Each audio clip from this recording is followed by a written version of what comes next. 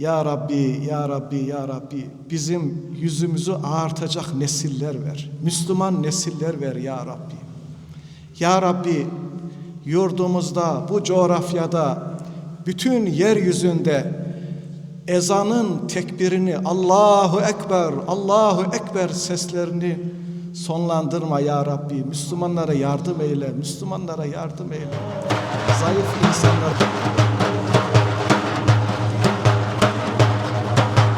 Günahla geçen ömrümü, aşkınla doldur gönlümü, katrandan kara yüzümü.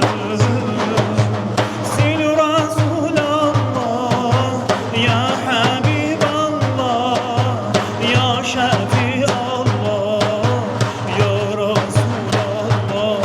Bir göreydim nur yüzünü, canlar canana Muhammed biterdi tüm derdim çilem.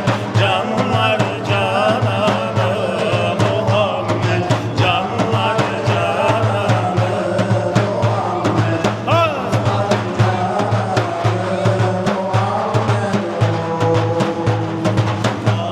Allahümme salli ala seyyidina ya Muhammed. Anam babam canım sana kurban.